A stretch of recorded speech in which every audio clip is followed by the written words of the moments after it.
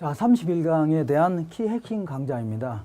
그 중심지 이론은 이제 크리스탈라의 중심지 이론이 있고, 허프라는 사람도 중심지 이론 이렇게 명명했는데, 크리스탈라 같은 경우는 도시 전체를 중심으로 해서 어떤 재화의 도달거리가 최소 요구치보다 클 때 어떤 상권이 입지하면서 어떤 그 상권이 형성되어 나가는 과정을 중시했다 해서 거시적 중심지 이론 이렇게 표현합니다. 거기에 비해서 허프 같은 경우는 보통 이제 소비자의 구매 성향을 중심으로 해서 미시적인 형태로 해서 상권이 정해나가는 그러한 형태를 중시했다 해서 미시적 중심지론 이렇게 구분하세요. 자, 이분은 이제 그 중심지라는 게 뭐냐면 주변 지역에 재화나 서비스를 제공하기 위한 장소를 얘기합니다. 이걸 중심지라고 하면서 중심지를 크게 이제 세 가지 형태로 구분했습니다. 상권의 크기에 따라서 고차 중심지, 중차 중심지, 저차 중심지 이렇게 구분하면서 고차 중심지는 그 보통 이제 점포 같은 거 생각하시면 됩니다. 점포, 큰 점포, 아주 대형 점포. 그 다음에 저차 중심지는요, 편의점 이런 거 생각하시면 됩니다. 이렇게 해서 세 가지 형태로 구분한 다음에 중차 중심지는요, 중간 정도 되는데 일단 중심지가 성립하기 위해서는 최고 요구치보다는 뭐가 커야 된다고요? 재화의 도달거리가 커야 된다. 최소 요구치라는 것은 어떤 중심지 기능이 유지되기 위해서는, 예컨대 어떤 점포가 유지되기 위해서는 최소한도로 한 달에 그 정도의 고객 수라든가 아니면 시장 범위가 있어야 된다는 얘기죠. 이거를 최소 요구치라는 겁니다. 근데 만약에 막상 거기에 점포를 입점시킨다면 그거 이상의 어떤 고객 수가 있을 것 같다. 아니면 시장 범위도 넓어질 것 같다는 얘기죠. 이거를 뭐라 하냐면 재화의 도달거리다 이렇게 표현합니다. 그러니까 중심지의 성립 요건은 최소 요구치보다 뭐가 커야 한다고요? 재화의 도달거리가 클 때 중심지가 성립하는 겁니다. 그럼 일단 중심지가 성립했다. 그럴 경우는 서로의 균형을 찾아나가면서 결국은 벌집 모양으로 확대되어 나간다는 얘기죠. 벌집 모양으로 그 확정되어 나간다. 이렇게 얘기한 게 바로 크리스탈라의 중심지 이론입니다.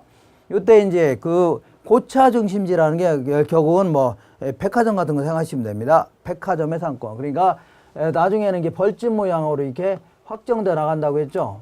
그러면 이런 게 이제 백화점의 이제 어떤 상권의 범위라면 이런 고차 중심지라는 겁니다. 그 다음에 이 안에도 조그만 편의점들이 많이 있을 거 아닙니까? 이걸 저차 중심지다. 그래서 고차 중심지일수록 여기서부터 여기까지 거리가 더 멀겠죠. 그 다음에 규모가 다 크면서 다양한 중심 기능을 한다는 얘기입니다. 그 다음에 저차에서 고차로 갈수록 중심지의 수화 모형은 분포도는 많이 줄어든 거 아닙니까? 그러니까 우리 본 시간에 공부한 것처럼 초등학교가 잔뜩 있어야 그때서 비로소 중고등학교가 생기는 거고, 중고등학교가 잔뜩 있어야 대학교가 생기는 거 아닙니까? 위로 올라갈수록 분포도는 점차 줄어든다. 그런 얘기입니다. 다음 내용 확인해 보겠습니다. 자, 이번에는 허프의 확률적 상권 모형이다. 그래서 요거는 이제 그 레일리의 소멸력 법칙 자체가 문제가 있다는 얘기죠. 어떤 문제가 있냐면 이 도시들 간에 A 도시와 B 도시 간의 상권을 정해본다. 이런 것들은 아무래도 현실성이 떨어집니다. 왜냐하면 조그만 도시 가면 없는 물건이 있죠. 그러니까 오히려 대도시에 가야 되는 거고, 그 다음에 레일리 같은 경우는 여기 있는 사람은 무조건 이쪽으로 간다 그런 얘기인데 저쪽으로 갈 수 있는 거 아닙니까? 확률 모형을 좀 제시했고, 그 다음에 화프라는 사람은, 그리고 만약에 여기에 큰 강이 있다 그러면 여기로 가느니 저쪽으로 가는 게 낫겠죠. 자연적 장애 요인이라든가, 만약에 여기 있는 마을 사람들이 고소득층 거주자다 그럴 경우는 이 조그만 도시 가봐야 명품 없죠. 오히려 대도시를 가려고 한다는 얘기입니다. 이런 식으로 소비자들의 구매 성향 이런 걸 완전히 무시했기 때문에 자연적 장애 요인이라든가 소비자들의 구매 성향을 거리 마찰 계수에 반영해서 이거를 수정 보완한 이론이 허프의 확률적 상권 모형입니다. 그래서 여기까지가 지금까지 제가 얘기한 내용을 쭉 써놓은 겁니다. 자, 그리고 요거는 미시적 분석이다. 아까 얘기한 대로 그 허프는 미시적 중심지 이론 이렇게 표현합니다. 소비자의 구매 성향, 특히 이런 걸 중심으로 해서 상권이 정해나간다 하는 거를 강조했기 때문에 미시적 중심지 이론이다. 그래서 특히 수요자의 개성이라든가 행동, 소득 이런 걸 통해서 상권을 많이 상권의 어떤 그 범위를 정했다 해서 미시적 분석이라 합니다. 그리고 요거는 확률 모형이다 해서 레일리 같은 경우는 결정론적인 접근을 했는데 이 사람은요 확률론적인 접근을 했다 하는 얘기입니다.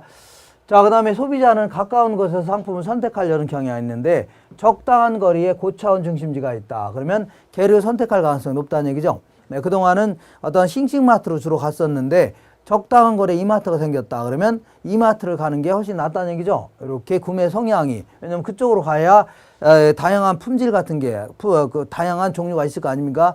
오히려 그쪽을 선호한다는 얘기입니다.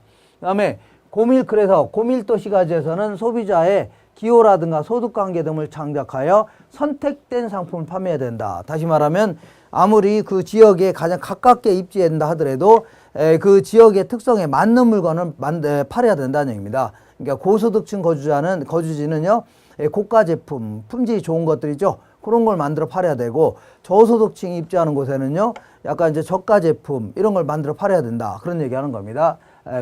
여기서 말하는 전문품이라는 것은 그 지역 특성에 맞는 제품을 팔아야 된다. 그런 얘기입니다.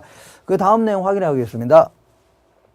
자, 이때 이제 그 공간 균배의 원리에 따라서 보통 이제 이 백화점 같은 경우는 보통 시장이 좁고 그 다음에 수요의 교통비 탄력성이 작다 이렇게 표현합니다. 그래서 백화점 같은 경우는 도심 중앙에 입지하는 게 좋다 뭐 그런 얘기고, 그 다음에 세탁소라든가 편의점 같은 경우는 시장이 좀 넓다 이렇게 얘기합니다. 그리고 수요의 교통비 탄력성이 크다 이렇게 표현합니다.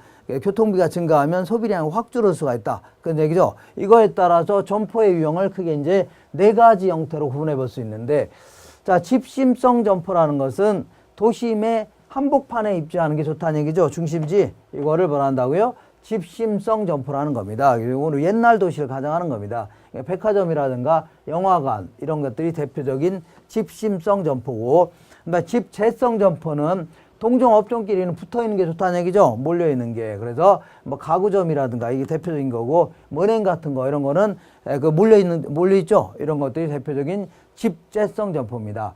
산재성 점포는 동종 업종끼리는 서로 흩어져 있는 게 유리하다는 얘기죠. 그러니까 세탁소 같은 게 붙어 있어야 좋을 게 있어요, 없어요? 없다는 얘기입니다. 각종 편의점 같은 거 붙어 있어야 좋을 게 없죠. 이런 거를 산재성 점포다.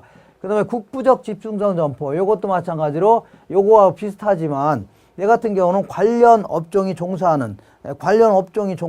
입지하고 있는 그 근처에 있죠. 그런 게 입지해야 좋다. 요거를 여기서는 국부적 중심지라는 표현을 썼습니다. 그러니까 농기구점 같은 경우는 농지 근처에 입지하는 게 좋다는 얘기죠. 그다음에 이렇게 해서 국부적 집중성 점포다 이렇게 표현합니다. 이렇게 해서 요거를 중심으로 해서 좀 정리하시면 됩니다. 이상입니다.